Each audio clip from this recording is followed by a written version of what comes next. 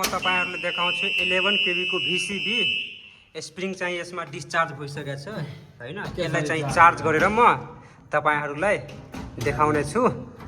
अब हेर्दै गर्नुस्, पहिला यसलाई बाहिर निकाल्छु त्यसपछि चार्ज गर्ने हो। काको डीसी चार्ज अहिले चाहिँ हामी चार्ज गर्दै छु। यसलाई चार्ज गरेर त्यसपछि चाहिँ फिट गर्ने, यस्तै नै चार्ज गर्ने हो।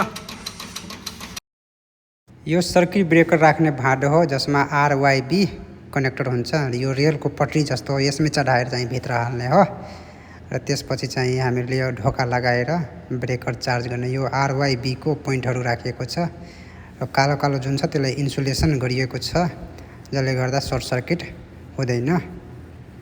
चाहिँ धेरै प्रोटेक्टिभ डिभाइसले चाहिँ बनेको हुन्छ, धेरै चाहिँ प्रोटेक्टिभ। यो माथि चाहिँ अड्काउनु पर्छ ठ्याक्कै यसको दुवै ठाउँमा। त्यसपछि यसलाई भित्र छिराउने हो। यो भित्र चाहिँ गइरहेछ, त्यसमा गएर हुन्छ दुवैमा। अनि त्यसपछि यो केबल छ, यो केबललाई हामी यतापट्टि चाहिँ जोड्ने हो। त्यसपछि चाहिँ ब्रेकर चाहिँ क्लोज अप हुन्छ। अब यो टेस्टको बल्ब चाहिँ बढिरहेछ भन्नाले यसमा चाहिँ तार चाहिँ जोडिसकेको छ। अब यसलाई भित्र छिराउने हो। लगाएर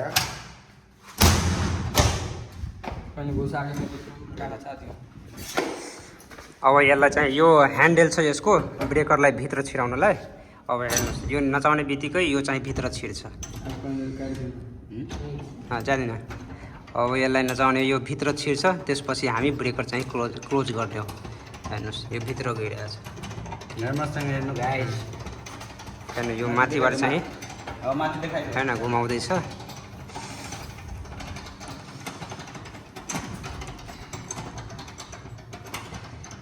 यो भित्र चाहिँ छिरिसक्यो हो। ल यो चाहिँ बन्नै पर्यो इन सर्भिस। अहिले चाहिँ त्यसमा RYB मा चाहिँ टच चाहिँ भइसकेको छ। अब हामीले चाहिँ ब्रेकर तपाईलाई अन गरेर देखाउँछु। चालु गर्नु त। ब्रेकर चालु भयो। यहाँ चाहिँ CB क्लोज चाहिँ देखिरहेछ। इन सर्भिसबाट देखाउँछ नि। हेर्नुस्, स्प्रिङ पनि चार्ज नै छ। ल हस्, तपाईहरुलाई कस्तो छ? यो चाहिँ छ 11 केबी को VCB हो।